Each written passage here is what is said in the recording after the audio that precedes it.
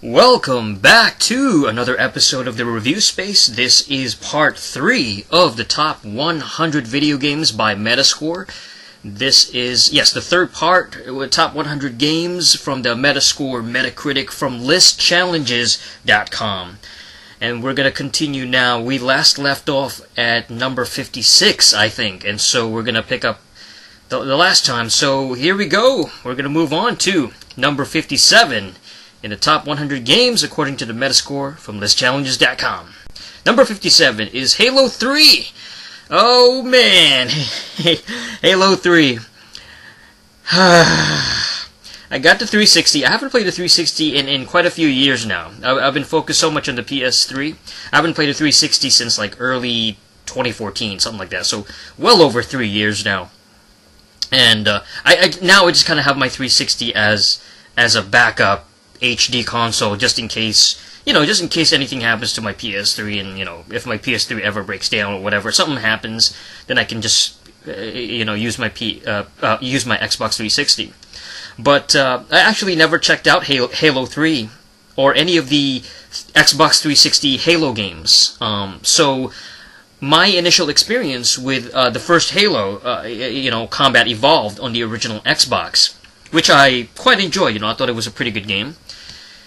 I just never got into Halo 3. I never bought it. I never owned it. So even though I have a 360 and I enjoyed several other games on it, like there's really not too many exclusives on the 360. Aside, there's a couple that I really loved, but most of the games that I like on there have been multiplats and multi-platform titles that you can also find on the PS3.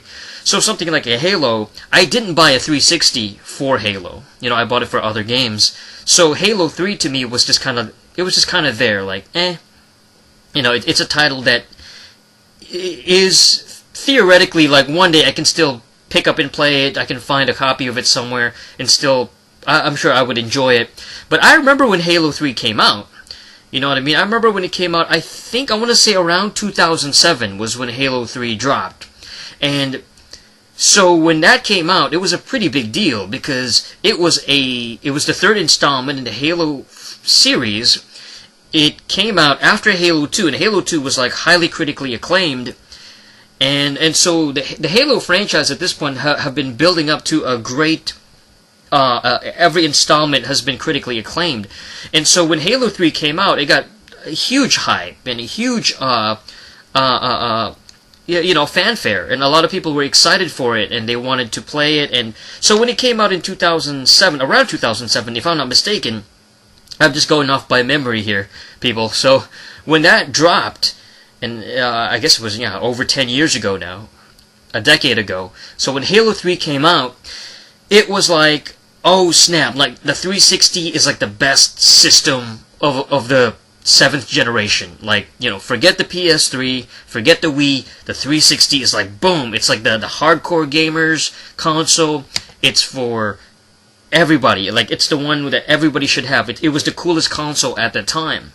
The PS3 wasn't having any killer apps at that time. They didn't have anything like amazing back then. I'm trying to think, like, I think they had Resistance, they might have had Uncharted, the first Uncharted, but they didn't really have that many amazing games, like must-have exclusives for the PS3. And of course the Wii really didn't have anything either, aside from its backward compatibility with a GameCube. I can't really think of any, like, maybe maybe Resident Evil 4, the re-release. I think that one might have dropped in 2007, but I can't remember. I don't know, 2007 or 2008.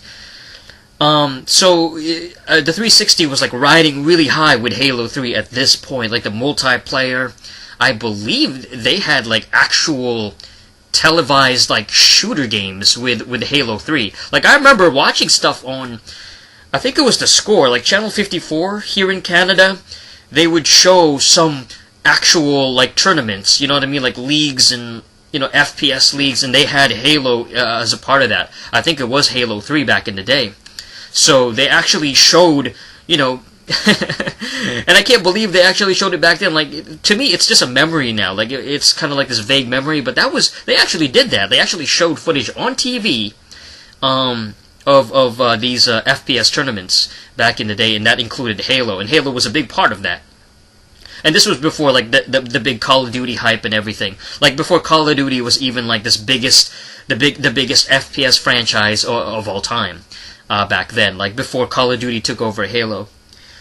So from what I understand, Halo 3 was a really well received game, but I never got into it. You know, it's one of those titles that I guess a part of me wishes that I played it on the 360 earlier, but I just wasn't interested in Halo after the first one. I thought the first one was good, combat evolved, but then the storyline and that whole thing and the weird-looking creatures, I think they called them the Flood, and all kinds of weird stuff happening in the story, I just couldn't get into it anymore. I was like, yeah, this was nice, and this was a nice, this was a nice adventure and all that, but I'm not interested in Halo 2, and I'm not really that interested in Halo 3, and it's like, whatever. So, number 58. Number 58 is Ninja Gaiden Black. Okay, so, I'm just trying to rack my brain here. Ninja Gaiden Black is that Sigma? I believe, because I'm so confused with the Ninja Gaiden series, they don't even have numerical numbers after, like, the thing, so I'm gonna go look it up right now. I know I played one of the Ninja Gaiden games on the PS3, the HD one, the one that originally came out on the Xbox. Oh, okay. Oh, geez. Okay. Ninja Gaiden. Here we go. Yeah, this is the one that came out on the, I think, the original Xbox. Yeah, Xbox, PS3, and PS Vita. Okay, and Ninja Gaiden Black is the, good lord, I think I got. I don't know if I got it wrong, because I think I mentioned that I played Sigma. Announced the development of Sigma for the PS3. So which one is the version? I'm starting to get really mad here. Okay, Team Ninja was working on Ninja Gaiden Black. Black is a reworked compilation of the original Ninja Gaiden and the 2 Hurricane packs. Okay. It contains more costumes than the original and swaps Ninja Gaiden's unlockable NES games for the arcade version. And Ninja Gaiden Black that's a different version. Tecmo published 2 versions of Ninja Gaiden Black for Xbox and Ninja Gaiden Sigma for the PS. Okay, so that's the one. Ninja Gaiden Sigma is the one that I played on the PS3, and Ninja Gaiden Black is original Xbox, I guess. Okay. Yeah, I get so confused with this Ninja Gaiden stuff. So I guess Black is the Xbox version, but I played the Sigma version, and you know, I thought it was pretty difficult on the PS3. You know what I mean? The Sigma game, I guess. It was very difficult. It was very challenging, and I couldn't even beat it. You know what I mean? I had no patience to go through it. It was very time consuming because I just kept having to try the stages over and over again. I kept getting owned and kept getting owned, so I have to retry it again and again. I kept getting snuffed out. I kept getting beaten by the CPU, and I just didn't have the patience at that time. You know, there were so many other games for me to play back then that with the Ninja Gaiden Sigma game on the PS3, I was just like, man, this is very difficult. But this is Black, and so, you know, the little differences and the different nuances I'm not able to tell you, but from what I understand, that when Ninja Gaiden came out from Tecmo on the Xbox, the original Xbox, that was a pretty big deal. That was like, it was originally an NES thing, you know, an NES style of game, and it was like a staple on the NES, one of the best games on the NES, like the best series, trilogy, whatever you want to call it. So when it was revived on the original Xbox, that was such a big deal. It made the original Xbox even more interesting, because now they have this exclusive thing with Tecmo, and they have the Dead or Alive, and they have Ninja Gaiden, and so it made the original Xbox. That was one of the biggest Japanese connections from the original Xbox into Japan, like as far as Japanese franchises and video games from Japan that is released exclusively for the original Xbox, which, you know, I think it's safe to say the original Xbox was predominantly a Western type of system. It wasn't really a big success in Japan, you know what I mean? It wasn't like a high-selling thing in the Japanese market. But so the Ninja Gaiden series was one of those titles that was a Japanese franchise that became a staple, became one of the top exclusives on the original Xbox. It became, it gave attention to the original Xbox as this very cool system. But it just a difficult thing, Sigma was very difficult for me on the PS3, and I got rid of it pretty quickly. I was like, man, this is too hard. Alright, number 59. Number 59 is Street Fighter 4.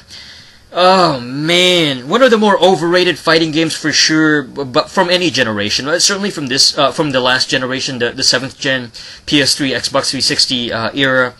So this one, I believe, dropped in early 09 on the consoles. It might have come out maybe 2008, a little bit earlier on the arcades. But as far as Street Fighter 4, this is definitely overrated. I remember getting really excited for it just because I was so nostalgic for Street Fighter. I loved Street Fighter 2 when I was a kid. Street Fighter Turbo and all that, Street Fighter 2 Turbo and Super Street Fighter.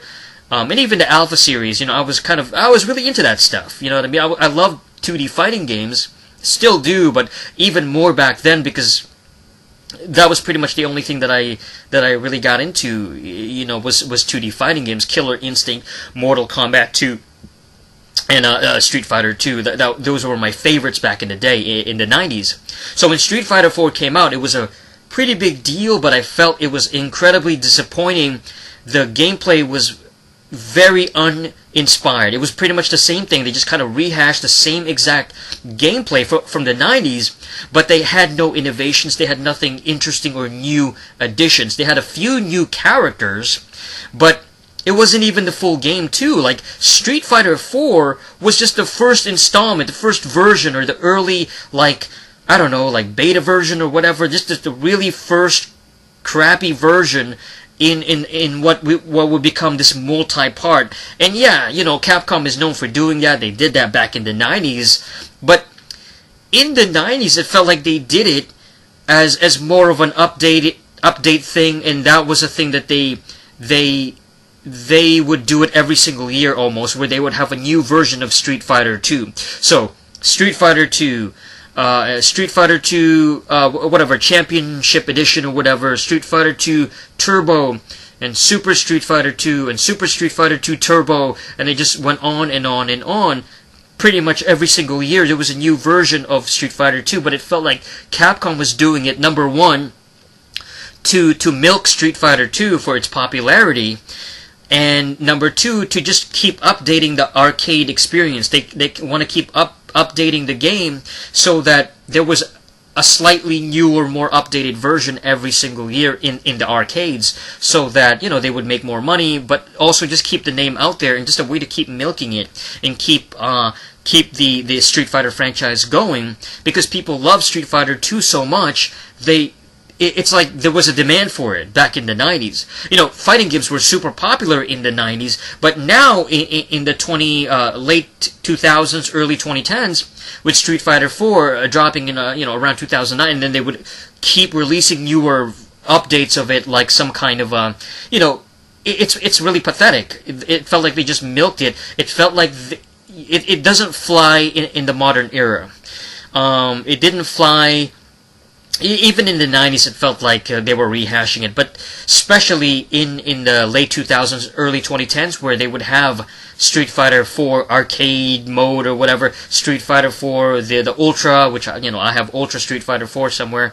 So they had different versions of it as well, and it felt like they were really, really, really desperate for cash, desperate for money, and it was so pathetic. Because, number one, people didn't play arcades anymore. Arcades are not nearly as popular as they used to be in the 80s and early 90s. So the arcade experience is sort of a finished, done, nail in the coffin. It's completely finished pretty much. At least here in the Western, North American market. Nobody cares about arcades anymore. I remember checking out, just not too long ago, I went to, what is that, the thing in the thing at the mall with the arcades, what is that, a Palladium or whatever, where they have a bunch of arcades in there at I think it's at Metrotown. At Metrotown they have a bunch of arcades there, but I can imagine that was a much more popular thing in the 90s.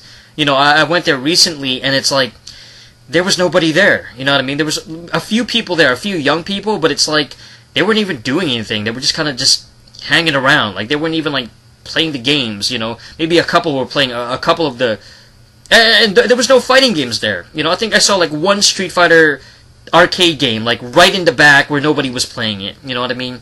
And you know, pretty much the other arcade games were some sort of version of DDR, some kind of you know, the racing games, and some of those like more casual arcade type games that you know. And again, there was like barely anybody there.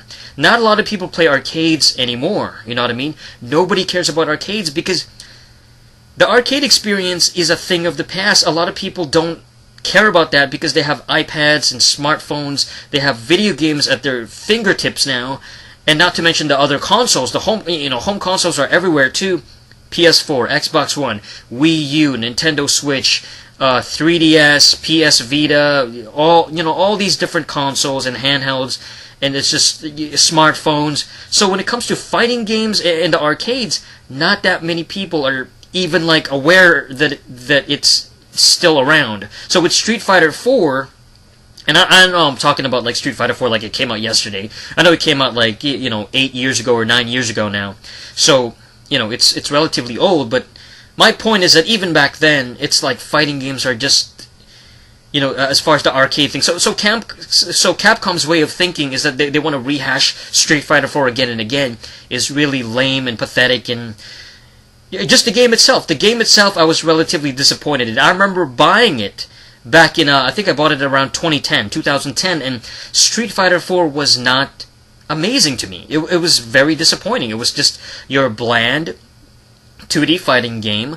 It was Street Fighter, but it was like even the voice acting and the voiceovers were not great. It wasn't your classic like Capcom early 90s Street Fighter, where they had those classic voiceovers and those classic signature catchphrases. Hadouken, Hadouken, Shoryuken. They didn't have that. They didn't have that same oomph to it. The same, Tiger, like Sagat would have that. Tiger, uppercut, Tiger, uppercut. They didn't have that. It was a lot more muffled, and it was a lot less audible in Street Fighter 4 because the music was blaring, but even the music itself, the soundtrack wasn't that great. It wasn't an amazing soundtrack. So I could go on and on with the flaws of Street Fighter 4. They didn't have customization. It felt incomplete. It felt lacking because it was an incomplete game. Street Fighter 4 was incomplete because then they wouldn't have had Ultra Street Fighter 4 and Street Fighter 4 Arcade and all these different versions of it later. It felt very stripped down and incomplete, which is what Street Fighter 4 was. So how can you have a game at number 59, top Metascore of all time, if it's not even complete?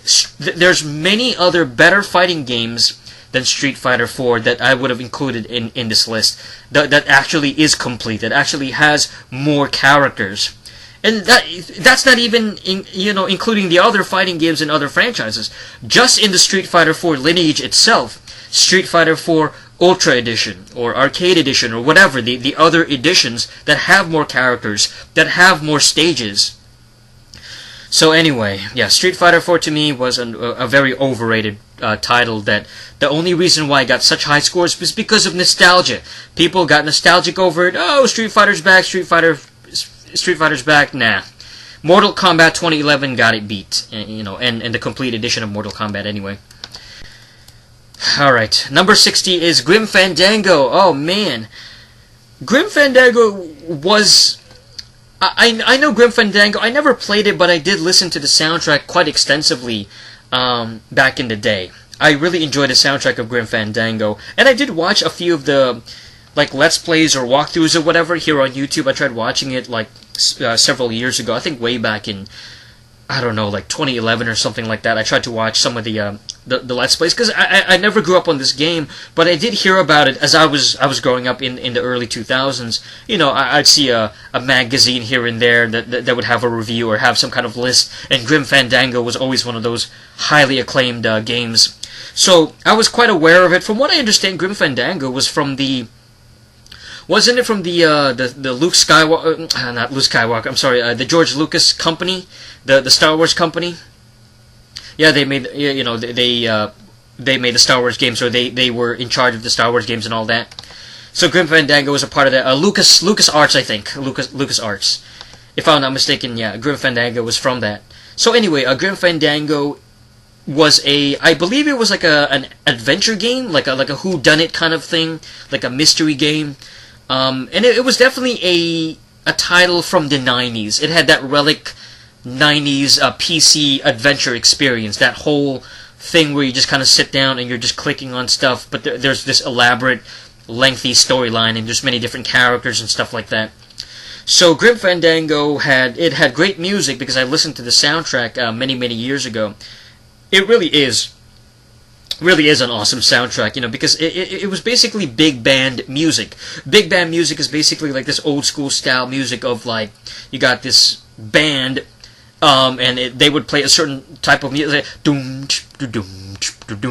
like really kind of slow, methodical, kind of plotting music, kind of very jazzy kind of music, very jazzy, very I don't even know how to describe it, because I never grew up in that genre of music, but it's big band music. It's very jazzy kind of music, very instrumental heavy, very kind of orchestral kind of music. Not orchestral, but very what is that word? What is that word? I have a word that's perfect for it. Not rambunctious, but very colorful music. Like just very lively, and I like the music. I thought the music was dope, and just seeing the footage, like the Let's Plays and stuff, it is kind of like, at least for me, like somebody like me, I like action games a lot more. So something like Grim Fandango, I can imagine, maybe as a kid in the 90s, I would have enjoyed it if I had an opportunity to play it back in the day, in the 90s decade. I probably would have enjoyed it back then, because my standards were a lot lower, my experiences in games were not as much. So I can imagine myself enjoying it back then, but maybe not now. Like if I played it, or even like 10 years ago, I wouldn't have enjoyed it as much, because I was more into other games that's more action heavy, more action oriented, and just more faster paced. So I was never really into the whole adventure genre, where you're just clicking on stuff, you're clicking on this and you're clicking on that. It felt more like something out of the 90s. Like if you were a PC gamer from the 90s, this is something that you probably might have gotten into. But somebody like me, who grew up in a more arcadey gameplay, more platforming, fighting game, that kind of stuff, that I was more a console gamer.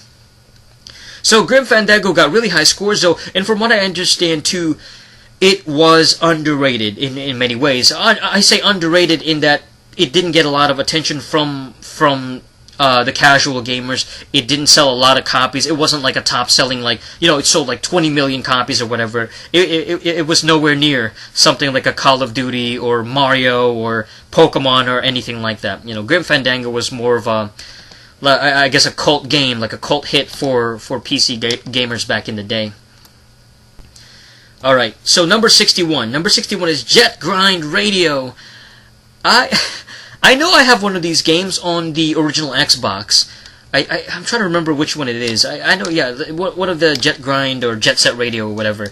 Jet Set Radio, hold on, Xbox. It might have been the sequel. I think I got the sequel on...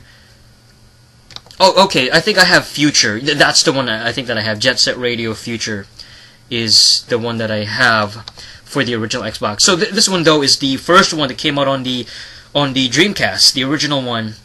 Sega Dreamcast, man. Sega Dreamcast got a lot of colorful games. They got a lot of interesting, like new IPs and, new franchises that were initially exclusive to the Dreamcast.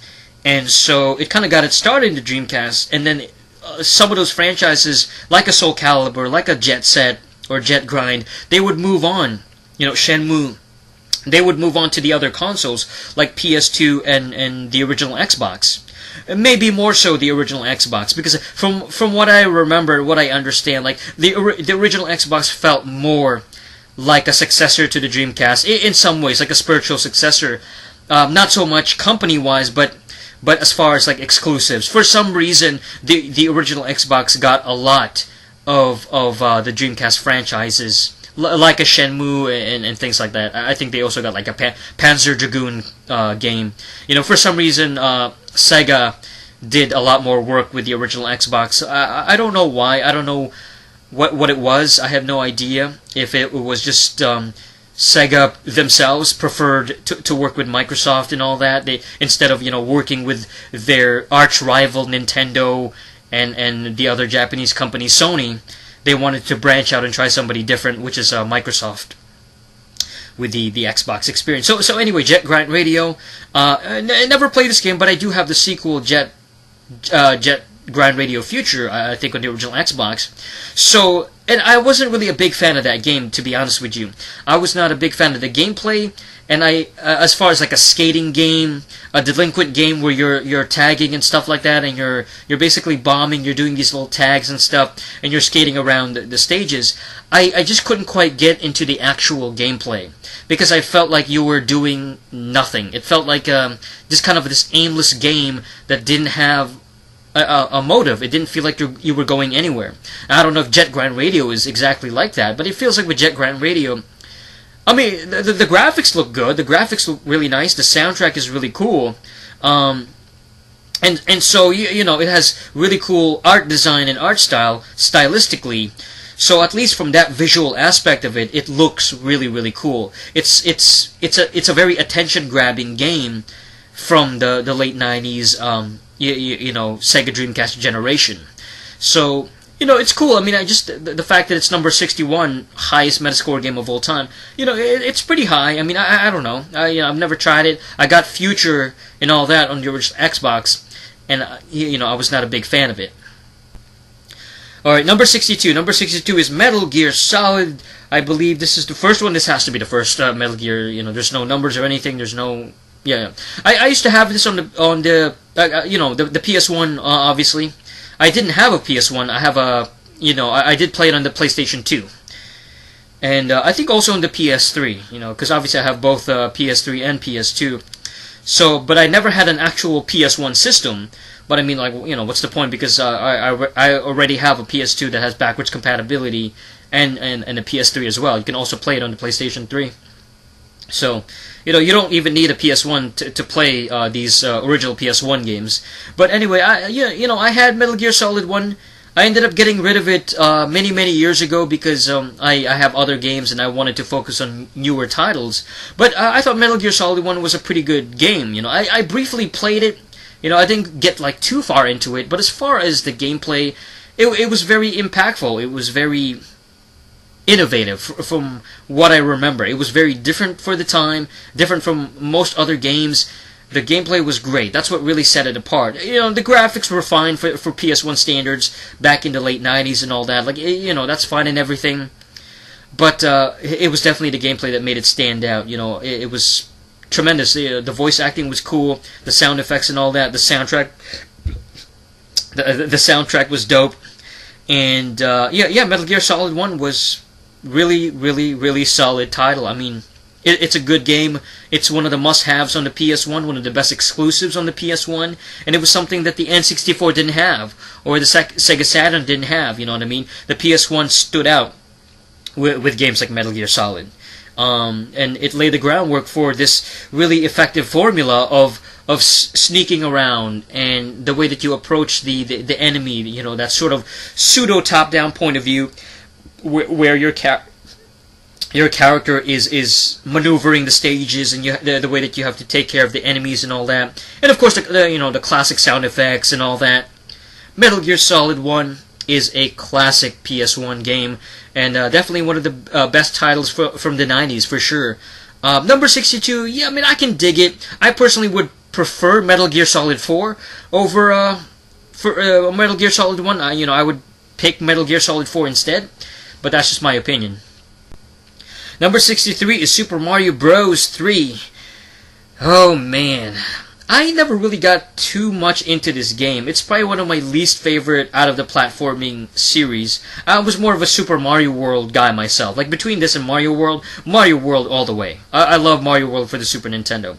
Mario Brothers 3 I never really got too into. I think I still have it in the Game Boy Advance. I think I have a counterfeit copy of it actually. or something like that. Well, maybe not a counter. Well, I think it is a counterfeit copy, but I mean, it's the actual game, but you know, it's a weird one. You know, it doesn't even save. But anyway, yeah, you know, Mario Brothers 3 to me is it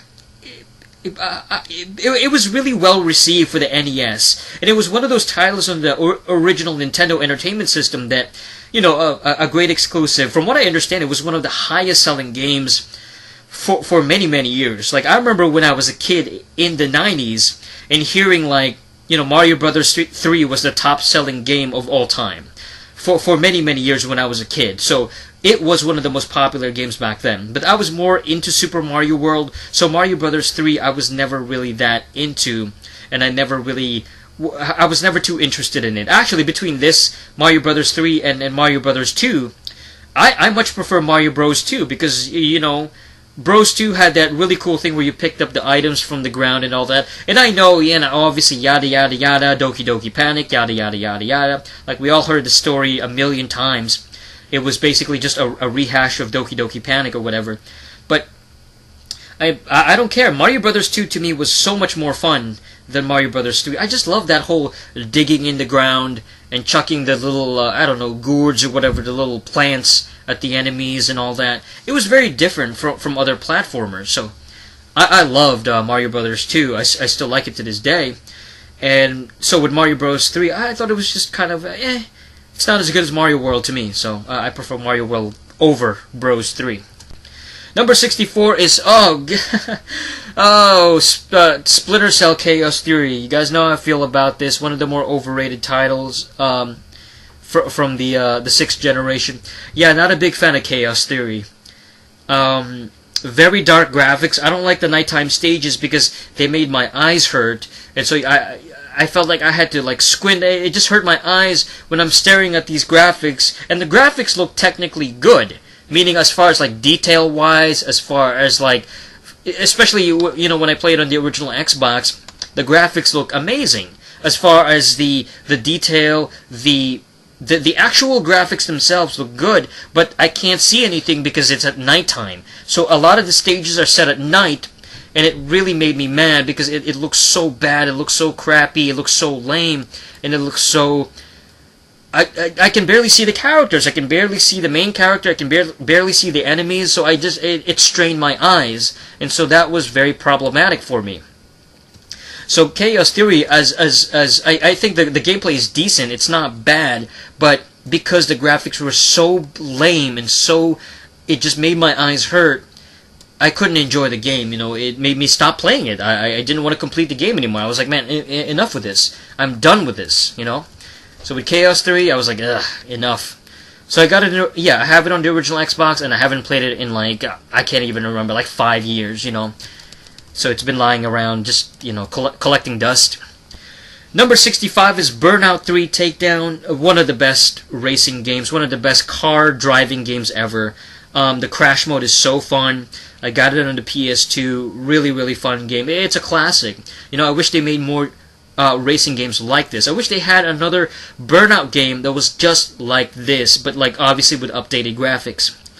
I love the crash mode. The crash mode makes it so freaking the replay value. You want to keep playing this game over and over again. You want to keep progressing through the stages. It's not just a crash mode. It's the racing is pretty fun. The actual street racing aspect of it. So you have the combination of the really fun crash mode, where you gotta maneuver your vehicle, you gotta make it explode a certain way, the timing has to be on point. That's really fun, and then the racing is also, you know, relatively fun. I mean, maybe the racing itself is not as good as something like, you know, as a pure racing, street racing title, like some of the other ones, like maybe even, Midnight Club. You know, Midnight Club is maybe more fun on a pure racing experience, but Burnout 3 Takedown just has so many other things going for it, and the crash mode is so addictive. You know, the music is pretty good. Like the voice, I guess the voiceover can be kind of annoying. The instruction guy, you know, at the beginning, he's kind of annoying, but you know, it's not too distracting. Yeah, it's a classic for sure. We were really spoiled by these great racing games like Street Racers from from the PS2 era and the original Xbox and GameCube era. You know, that mid 2000s, early mid 2000s, 2004, 2005. You know what I mean? They had some really good ones back then. Number 66 is Diablo. Man, this is the first Diablo. The only experience that I have with Diablo is Diablo 2. I remember playing that back in the day on the iMac or eMac or whatever. You know, I had a little Mac computer back in the day, so I played Diablo 2. I borrowed it from a friend. So I got a chance to play Diablo 2 a little bit, but with the first Diablo, I never really got into it. I never played it, so I don't really have any experience with the first Diablo. You know what I mean? So I can't give you much opinion about it. I believe Diablo was from Blizzard, right? I mean, I love StarCraft, you know, StarCraft and Brood War on the you know, the computer and all that, but Diablo I just never got into. Number 67 is Metal Gear Solid 3 Subsistence. Okay, now I know I don't have this game for sure. I think I have Substance with Metal Gear Solid 2. Okay, so I never had this game and I never owned it. So that's the thing. I thought I had it, but it was the substance part that got me kind of confused. So yeah, I never have an experience with this one. Metal Gear Solid 3, and I'm not even interested in it. You know what I mean? Like, I don't want to buy this game. I don't want to play it. I like Metal Gear Solid 4, and speaking of Metal Gear Solid 4, it's right next at number 68. You know, so again, a weird coincidence where they have the games side to side here. 67 is Metal Gear Solid 3, 68 is Metal Gear Solid 4, Guns of the Patriots. Metal Gear Solid 4 was great. You know, one of the better PS3 games of all time that I played anyway. Very, very good gameplay. The storyline is pretty good. Like, the campaign is very lengthy. A lot of cutscenes, you know, 20-minute cutscenes. Very, very long. So you're going to have to basically sit through these cutscenes and get through the storyline. But it's kind of like an interactive movie almost, with some gameplay elements. But it's done in a really good way because it is a pretty good storyline. It's just that I think the problem with Metal Gear Solid 4 is the graphics look kind of outdated at this point. I think it was good back then, but this goes back to the mid-late 2000s having that phase, or having that fad of you gotta have very bland looking colors. You know, the colors have to always look muddy, and they have to look sepia tone or brown. You know, so that goes all the way from Gears of War and Resistance, and even something like Metal Gear Solid 4, you know, but even something like, even some of the other titles that you wouldn't even expect, like some other games, like maybe even a San Andreas. San Andreas has a weird lighting, but maybe it's just a lighting effect on San Andreas that's kind of odd. You know, but they kind of have that weird, like every time that the sun would set, it would look kind of weird. GTA 4, I think, was more in a line of that, like Grand Theft Auto 4, more so than San Andreas. With GTA 4, you definitely felt like, man, everything looks kind of brown, especially when the sun is about to set, and, you know, it's like, you know, it's about to turn nighttime kind of thing, like, oh no, like, everything looks so brown and so lame, and, you know, the colors were not that bright, you know what I mean, so they look very bland because it starts to mesh together. It all starts to look the same, and it starts to look kind of you know, lame and cruddy and muddy. And but anyway, you know, Metal Gear Solid 4 was good. You know, the gameplay was good for the limited amount of gameplay you could have. The cutscenes were cool, the characters were cool, the voice acting was on point. It's just that it's one of those games that I beat it the first time, and I don't really want to play through it again. It's like, that was fun, and it was definitely a great experience from beginning to end, but I don't really want to go through it again. You know what I mean? So Metal Gear Solid 4 is my personal favorite in the MGS series. I would rank it probably a lot higher than some of the other Metal Gear Solid games on the list. So, you know, I'd rank it, instead of like Metal Gear Solid or Metal Gear Solid 3, I would, and even the other one like Substance or whatever, Metal Gear Solid 4 would probably be at the very top. But that's just my opinion. Number 69 is The Walking Dead, a Telltale game series. I don't care about The Walking Dead. I have no interest, so So long, sayonara, I don't care. Moving on. Number 70 is NCAA Football 2004. Do not care about football. Do not care about the NCAA. I am not a fan, especially these simulator football type games. And this looks like one of those simulator types. It doesn't look like an arcadey NFL game like an NFL Blitz or an NFL Street. This one looks very simulator heavy, so I am not into this football stuff. I'm just not a fan. I'm just not a fan. Number 71 is God of War. Okay, the first God of War. I like the first God of War. One of my personal favorites on the PS2 for sure. I love it. I don't just like it. I love it. It's one of my personal favorites. I would pick God of War 2 a little bit higher than God of War 1 though. Even though I think the storyline is what sets God of War apart. Like the storyline in God of War 1 is better than God of War 2 for sure. But everything else is better in God of War 2. Like the powers and all that, the characters, the stage designs, the graphics, the music. It's even more epic than God of War 1. So God of War 1 was great, but I felt like God of War 2 was a bit more superior. And just a better overall package than the original God of War. God of War 1 was great, and it was definitely one of the must-have PS2 exclusives from, I think it was 2005 when it came out. But personally for me, I would pick God of War 2 over God of War 1. Yeah, but definitely one of the better action-adventure games, one of the best action-adventure games from the mid-2000s for sure. I prefer it over Devil May Cry.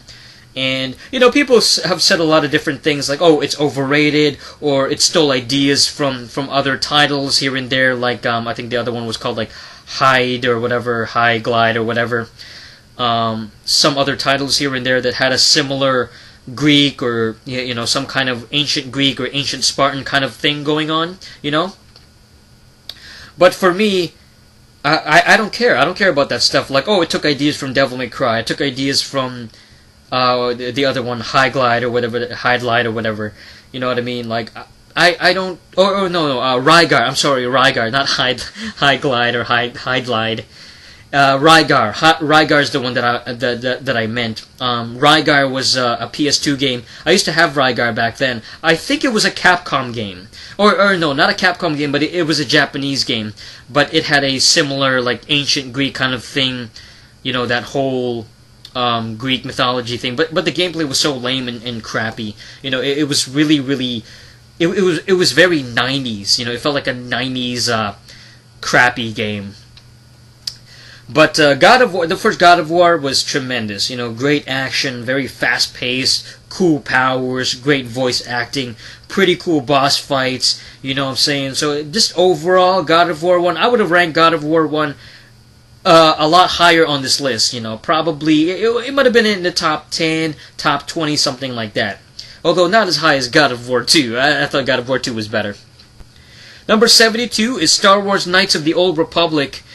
KOTOR.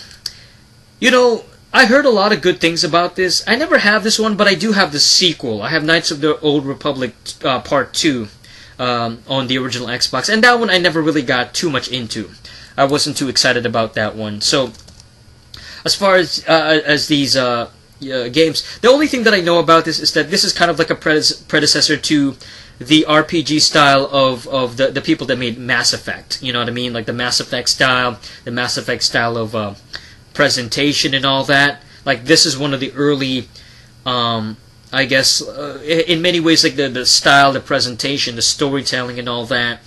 Knights of the Old Republic was kind of like an early Mass Effect, what would set the template for what we would know as the Mass Effect style, and that whole presentation, Dragon Age and all that stuff, that whole style of talking to multiple different characters, huge worlds and all that, and multiple choices and stuff like that.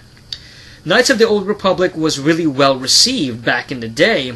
And from what I understand, it was one of the I'm sure when it came out, back then, it was probably the highest, critically most well received Star Wars game back then.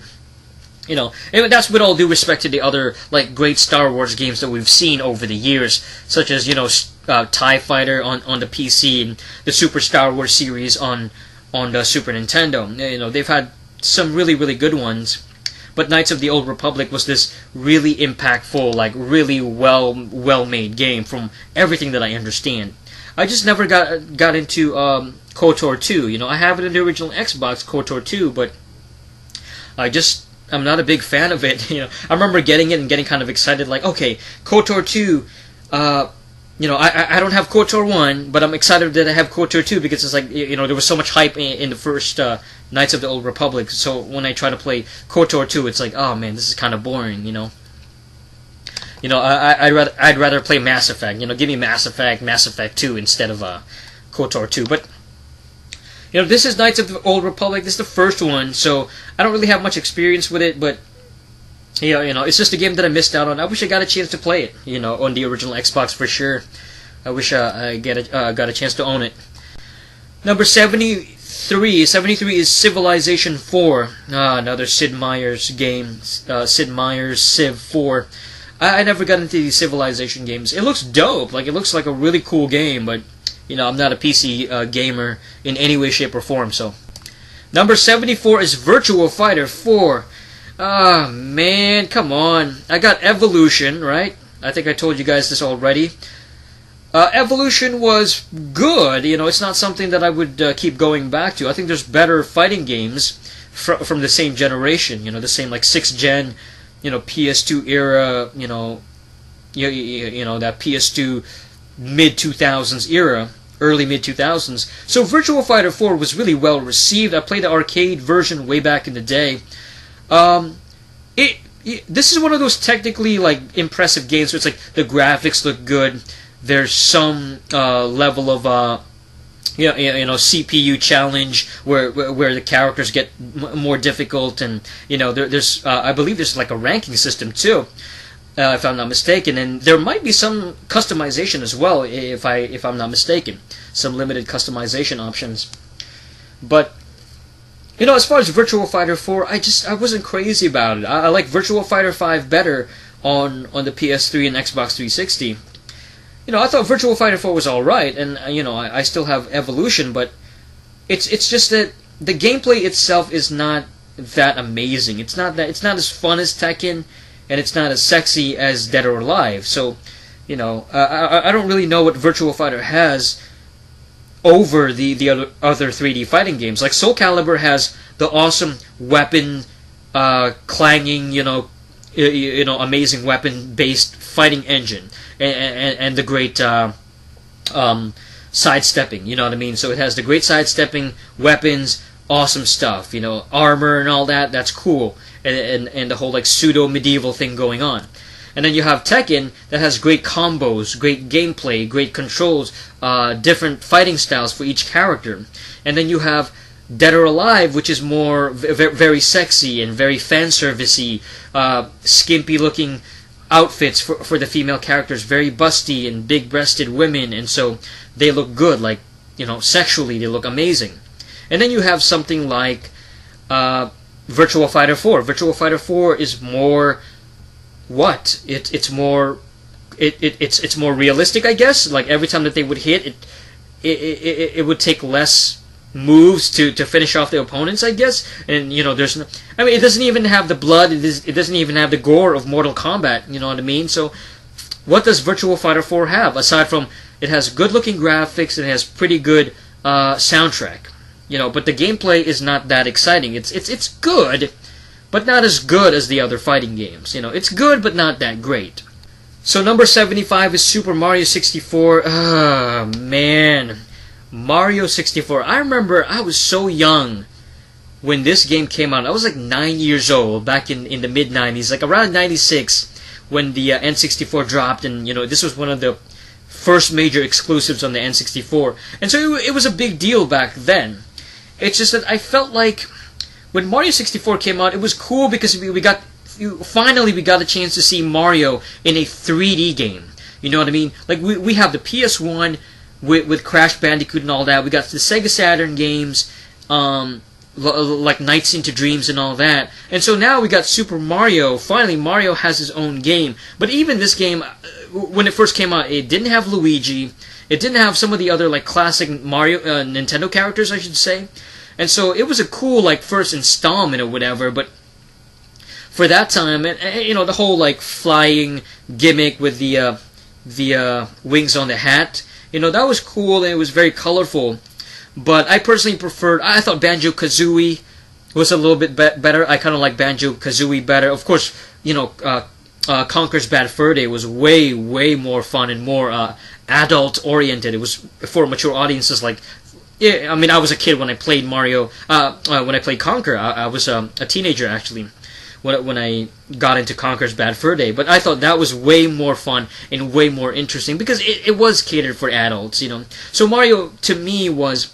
It was a nice little game, and I'm sure like Mario 64 was better than Donkey Kong 64. I thought Donkey Kong 64 was so disappointing. It was such a boring game. So Mario 64 did have some really positive qualities, and it sort of laid the template for that 3D presentation that would become that would get imitated by Banjo and Kazooie and Donkey Kong 64 and all that. Like, I get it. I understand that Mario 64 was very influential. The same way that it was very influential for the 2D style with, the 2D platforming Mario games. I understand it. I'm not, oblivious to the fact that Mario is very influential. But it's just that I felt like because it was a Mario platforming game, your typical Mario experience, it's just like, alright, it was cool for back then, but, give me Banjo-Kazooie instead. Give me Conker's Bad Fur Day instead. I'd rather have those than Mario 64. You know what I mean? Alright, so number 76 is Super Smash Bros. Brawl. Oh wow, Brawl for the Wii. I guess I'm kind of surprised that this was on the list. I mean, the other games got pretty high scores too. The first one on the N64, I used to have that one, the original Smash Bros. On the N64. That was pretty fun. I used to play that with a bunch of my friends back in high school, and it was a fun like multiplayer game. And then the one on the GameCube, which I still have, Super Smash Bros. Melee on the GameCube. Pretty good follow-up, like the graphics haven't really changed too much. You know what I mean? Like the same characters are there, like the gameplay's pretty much the same. So with Brawl got a lot of hype when it came out on the Wii. It made the Wii stand out. It was one of those few exclusives on the Wii that the other consoles didn't have. The PS3 didn't have it. The 360 didn't have it. I know the PS3 would have, later down the line, they would have a ripoff called PlayStation All-Stars or something like that. I have that game somewhere. So Brawl was a pretty smashing game, pun intended, on the Wii. It was a big hit, and they had these other characters included as well, the different multi franchise characters, so they had additional bonus characters that made them really stand out. And so Smash Bros. Brawl was a really well received game. When it comes to Smash Brothers, I'm just not that interested in it. It's a thing from my childhood. It's a thing from the past. It's something that, because most of it is Mario characters, and it doesn't have blood. It doesn't have the mature rated thing, and it's not that sexy. It doesn't have the sex appeal of DOA. It doesn't have the intricate controls and the combos of Tekken, and it doesn't have the violence of Mortal Kombat. It's just not that interesting to me. It doesn't have, aside from the very chaotic gameplay. But, that's not enough. To me, it's a very children, oriented video game. It's for a younger audience. It's for a younger. It's for casual fighting game players, and there's nothing wrong with that. It's just that I'm more of a hardcore fighting game kind of guy. You know what I mean? So with Smash Bros. Brawl, to me, Smash Bros. Brawl is the Smash Bros. Franchise itself. I'm just not crazy about. I'm not big into. Even though I used to have the original on the N64, and even though I still have Melee on the GameCube, I'm just not wild about it. It's like, it was good when I was a teenager, when I was younger, but now it's like, I'd rather play Tekken or Mortal Kombat and stuff like that. Number 77 is Company of Heroes. Never played this one. And number 78 is Gran Turismo 2. This is the second one that came out on the PS1, the sequel to the first Gran Turismo. You guys know how I feel about Gran Turismo. Boring, super boring, tedious racing, simulator. So sick and tired of the racing sims, man. Enough with it. Enough with Forza and enough with Gran Turismo. I do not care. And the fact that this is why this series is so overrated. It's number 78 on this list. I haven't even seen other racing games. I haven't seen the other kart racing games. I haven't seen Sonic All-Stars Racing. I haven't seen anything like that. I haven't seen Crash Nitro Kart. Even some of the other Mario Kart games I haven't seen on this list. And yet you have Gran Turismo 2 on here. They don't have the Need for Speed racing games. They don't have the Midnight Club racing games. How pathetic. Gran Turismo 2, man. Oh, man. Get out of my face. At number 79, we got Pandora Tomorrow, Splinter Cell. Splinter Cell. I don't care. I used to have, I have Chaos Theory. I still have Chaos Theory, but with Pandora Tomorrow, I don't care about the Splinter Cell thing. You know what I mean? I do not care. I don't want to play it. I don't want to buy it. I'm not interested in it. I thought Chaos Theory was lame because the dark graphics, because it was always nighttime. So with Pandora Tomorrow, Pandora Tomorrow could be a better game. I don't know. I'm judging it just because it's Splinter Cell. You know what I mean? So don't really have any experience with it. But if it's anything like Chaos Theory, then there's better stealth games out there. There's better stealth games than the Splinter Cell series. There's the Chronicles of Riddick games. Assault Sultana, Dark Athena, Escape from Butcher Bay, the Manhunt games, there's the Hitman games, Hitman Absolution. There's other stealth games and sneaking around games that's better than Splinter Cell. I guarantee you. Try those other games instead of Splinter Cell. And we're gonna end it off here with number 80 because we're almost at an hour anyway. We're at about 57 minutes into this.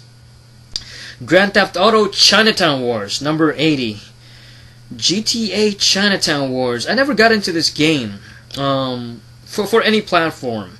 You know what I mean? Whether it's the DS or the PSP. And I have both. Well, I used to have both. I don't have the DS Lite anymore, but I still have the PSP.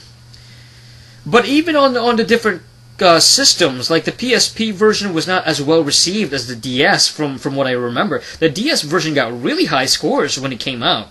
It was one of the best exclusives on. Well, I guess you can't say it's technically it's not an exclusive because it also came out on the PSP, but it was a different port. It was a slightly different game, presentation wise and graphics wise. Like the PSP version is just. You're using the controller, you're using the typical buttons, the left, right, and the analog or whatever. And then with the Chinatown Wars on the DS, you're using the stylus. So the stylus makes it more interesting, I guess, and it makes it more interactive, and it makes it a little bit more. The gameplay is a little bit more fascinating and more interesting and more. Just a better game on a DS, even though the graphics are not as good as the PSP version. Because I've seen both of them. I've seen the PSP. The PSP version's graphics is way, way better than the DS version. But the DS version has the gameplay. So you pick the gameplay over the graphics at the end of the day. So this is one of those few GTA titles that will make it to a Nintendo system. I just find it interesting that I don't think they've ever had a GTA game, a main one, on the actual home consoles. As far as Nintendo. So they never had Grand Theft Auto on any of the main systems of Nintendo, which is really kind of odd. That kind of sucks for Nintendo, but. They have it on the handheld because the handheld sells so much. Like the DS was so successful, the Game Boy Advance was so successful. They sold so many copies that's why they were able to release. Rockstar wanted to cash in on that huge market. They wanted to have a GTA game on the DS. They wanted to have a GTA game on the Game Boy Advance back in the day. So they wanted to cash in on that massive demographic. So Chinatown Wars was really well received on the DS from everything that I remember. But that's all about as much as I can say, because I never got into it. I never owned it on the DS Lite. I wish I got a chance to. It was one of those games that I was really interested in. But after I got rid of the DS Lite like over a year ago. I think I sold it last year. It's gone now, so my chances of me playing or buying this game is really completely pretty much zero, aside from the PSP version. But if the PSP version is inferior from the DS, I'd rather have the superior DS version anyway. So I'm going to leave it off there at number 80. We're going to finish off the rest in the future. So I guess we're going to go from 81 all the way up to 100 in part 4. So this is part 3 of the top 100 video games from Metascore. This list so far has been relatively disappointing. I'm not really crazy about this list. I understand it's Metacritic scores, but I completely disagree with just about every game on this, aside from a few titles here and there. So maybe sometime in the future I will make my own top 100 video games list of all time. Maybe, if I have enough time and if I have enough patience to do it, because these lists, they take a long time to produce, because I gotta record it, and especially the ones that I have to make myself, like my own personal list. It's one thing to criticize somebody else's list, but to make my own, and I have to put a lot of more time and effort into thinking, like, is this game that good? Is this game better than that game? And which did I play this game, or do I remember playing that game, and so on and so forth. So anyway, check out the channel for more videos and reviews and other topics, music and beatboxing and all that. Subscribe to the channel. Click on the bell button to keep you notified. And until next time, peace!